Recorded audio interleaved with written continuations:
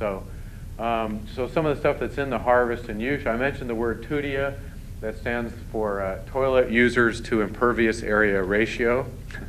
And basically, we had to have a little fun during this whole program, but we had a lot of fun. But it's basically something that says, I got to have enough demand to drain the tank.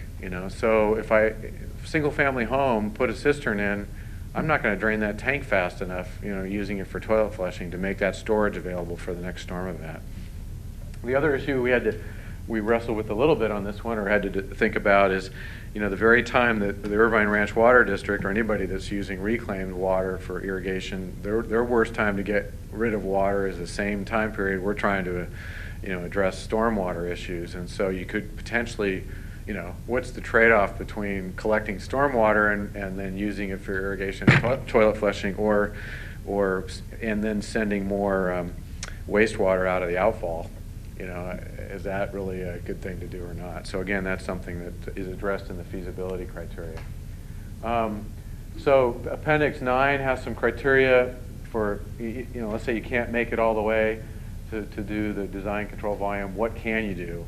So that's where you do things like put some extra storage beneath the under drains on the biofiltration systems and things like that to try to maximize the reduction. And again, here we were specifically, one of the reasons we were putting this in place is to really defend the program from NRDC and others, that we were still trying to do to the maximum extent practicable in terms of retaining stormwater on site. So again, I mentioned earlier putting some extra storage volume here that could still infiltrate below the under drain systems. Another thing that's in there, though, is we do have guidance on here for what's the effective area required to be made available for doing LID BMPs, so depending on project type. And this is one area that I was surprised we didn't get some more pushback from our folks, the environmental community, but they seemed to buy right in with that one, and we didn't argue. So Appendix 12 gives conceptual biotreatment selection design and maintenance criteria. So again, a list of criteria. Appendix 13 has the threshold incremental benefit criterion. So I don't want to get into it. This is a permit defense appendix, but basically what we're trying to do is say, you know what, if we can't deal with a certain, let's say somebody could put a cistern in, but their demand is only going to result in 10% of the runoff actually being managed. Not worth it. We were trying to come up with some way to look at the economic side of it and say, you know what, I'm not going to make someone do a cistern and infiltration and ET and if I can't, if one of those elements can't at least take care of half of that 80% that I'd like to treat, it's not worth doing. So we didn't want people putting in tanks and getting 10% and having a wet vault that didn't work very well. And that's a big part of the fight right now is, I think some parts of the environmental community would want you to put a tank in even if you can only manage 5% of the runoff that way.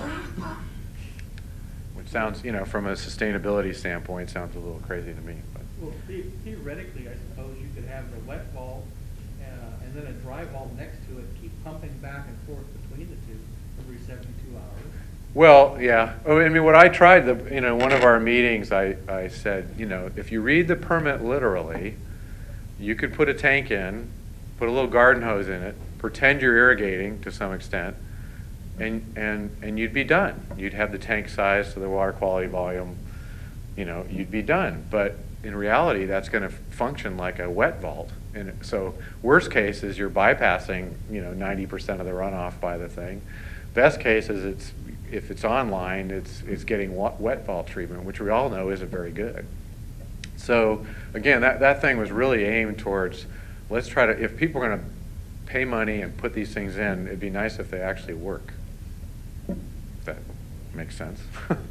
So Appendix 14 has the BMP fact sheets in it, so it goes through the criteria, the sizing design criteria, refers you to the right appendices, and then the Appendix 15 has a bunch of worksheets that have links throughout the document. So fact sheets have descriptions in them, the feasibility category for feasibility screening, some site factors, for opportunities there, and then Orange County design criteria. There's some simple sizing instructions. There's links to the capture efficiency, the nomographs, which I showed you a little one earlier, and then instructions to how to move through the methods in the worksheets in Appendix 3 to move through for design purposes. And then there's some suggestions on how to maybe put some BMPs together in treatment trains, we call them, so in series, and then additional reference documents to other detailed design guidance. This is the technical guidance is not, I wouldn't say it's a full-on, detailed design guidance. It's more of a guidance document to go through the feasibility criteria. It has some design guidance in there, but there's certainly other manuals like the CASCA handbooks and City of LA manuals and other manuals that have, some like the one that's not on this list right now, but probably because it's for biotreatment. But for example, outlet structures, the Denver Urban Drainage Manual has a great section on outlet structures for doing extended detention systems and things like that. So Appendix 16 has a bunch of exhibits and maps and tools for folks like rainfall zones and infiltration feasibility constraints. And then there's a appendix also on sand sewer. One of the issues we talked about a lot with folks from Orange County Sand is, if you start infiltrating a lot, raise groundwater levels, I might actually just increase the I&I into the sewer system, and so that might not be, such a good idea either. So here's a design capture storm depth map that was put together, so you can see there's some variability in the design capture volume based upon your location in the county. There's a infiltration feasibility constraints, which looks at things like plumes and depth of groundwater and other things like that. So it gives folks some information on infiltration feasibility. There's a hydromodification susceptibility map. So this is basically saying where are the receiving waters that potentially could be susceptible to increase in erosion issues or other hydromod issues, and what watersheds drain to those areas. So again, this becomes a reference for someone to go through and figure that out. So I don't know. I'm trying to wonder if I should just wrap up here, or what's that? No, I think. Oh, that's it. Okay, I'm sorry.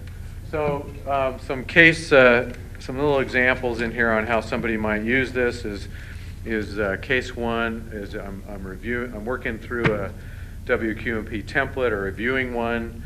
So I get stuck, I can go to section 2 of the technical guidance document to figure out how something should be done, and that guidance may contain all the guidance needed or might refer to an appendix. In case 2, a user is already selected a BMP, or a reviewer is reviewing the design. So you can go to the BMP fact sheet and identify the criteria and sizing methods that should be used or should have been used, depending on if you're the doer or the reviewer. And then Appendix 3 would give you the calculation methods. And then case 3 is if someone's putting a worksheet together or reviewing a worksheet prepared by others.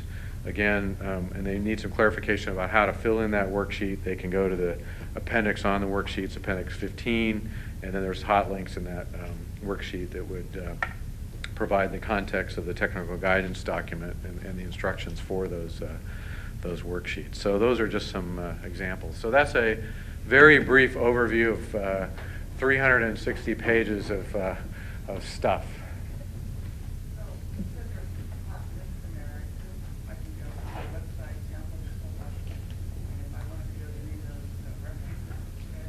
Correct. Correct. Yeah. Yeah. It doesn't hot link from here. No. And a suggestion that it would be helpful to have the worksheet hot link, because I can't find, like, I'm going through this and I can't find them. Okay. There's page numbers, but it's supposed to be hot link.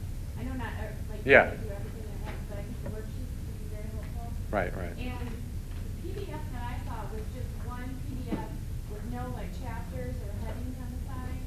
And I mean, the scroll through that is insane. So it'd be nice if it was where it's separated.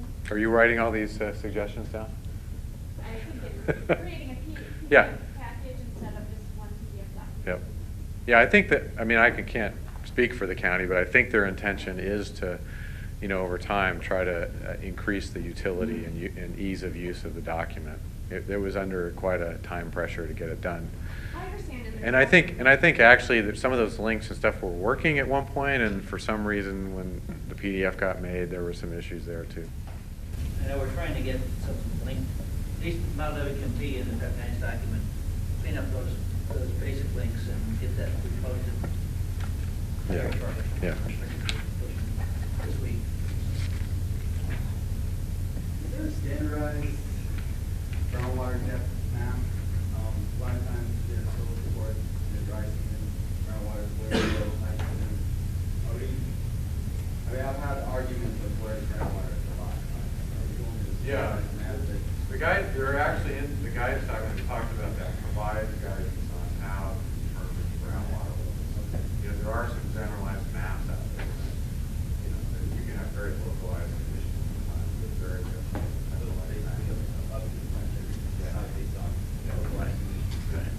And in general, that was an issue that was debated a lot in putting these things together among the permittees, among the region board, and among the environmental groups. How much information can be put in that a project can rely on at sort of a regional mapping level versus how much a project has to do site-specific investigation on. And of course, the pushback was, not projects in general shouldn't be overly relying on maps, no matter how well intentioned and how well they're put together, only for that. And I think there's some thresholds, if I remember right, some very small project sizes, some minimum thresholds that a project proponent could potentially rely only on regional maps. And above those thresholds, it's kind of like you can use a regional map as a starting point for your feasibility analysis, but before you can get to actually selecting and designing and sizing a lead BMP, you have to go through site-specific testing or data. There's two issues there. One is, I think environmental community want to make sure there's no opportunity with this to infiltrate, for example. But the other side of the coin is you don't want somebody relying on a generalized map putting an infiltration system that fails because it should have done some testing first. So it's really, there's reasons on both sides to do a good job of figuring that out. But on the other hand, if somebody's, building a very small project, you have to voice on them the cost of doing, double link spectrometer testing and all the rest of that. So that's the balance that we're trying to strike. Real fast, I just heard recently that the water district has become more into the non-water table, which is in areas that the non-water level. Any thoughts to that? Oh, you're talking about Orange County Water District when you say? Well, the here is if we start infiltrating a lot more water all over the place, some same effects could happen that the groundwater table rises. One benefit of that is maybe the Orange County Water District doesn't have to pump as much water into the outside. Getting more of the water from localized infiltration versus imported water, that's a benefit. Yeah, in general, the North Orange County, Northwest, kind of coastal, everything else the groundwater tables are largely confined. And any localized rising water kind of slowly works its way down. Where Orange County Water District puts in the vast majority of the recharge is in the northeast quadrant of the county, along the Santa Ana River, up in the Anaheim areas. That's by far the most productive. And over the years, they put a lot of water in. If there are long-term drought conditions, well, it will drop, they try to bring more in. They have been a very active supporter of this program, in particular for any projects that might be coming along that are in that segment of the county, to try to actively manage and promote and encourage more recharge from stormwater, extra storm that would be created as a result of development, which then Eric said that would help reduce the need for them to either bring in imported water, which they've been trying to hold down in recent years, and manage runoff.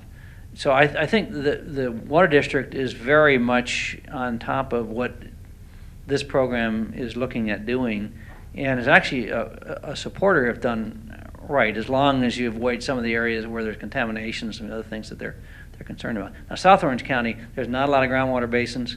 There's not, most of the recharge is whatever comes naturally from the stream bed, so there can be some limitations there. But And I would just maybe add that the water district, in most cases, would be rather be managing the facilities themselves versus having a bunch of people who Right. are all over the place. Right. Variable management of those facilities. So I Okay. think they're a little more comfortable with infiltration runoff from single-family home development. So we start getting into other land use types and activities that could potentially harm their system. I think they would rather have that runoff going in one of their systems and let them manage it, which, even from a sustainability, long-term sustainability of the infiltration ability of the system, it's nice to have the agency that would manage that. So that's the argument, one of the arguments we've been having with our friends in the environmental community was, distributed has its some benefits,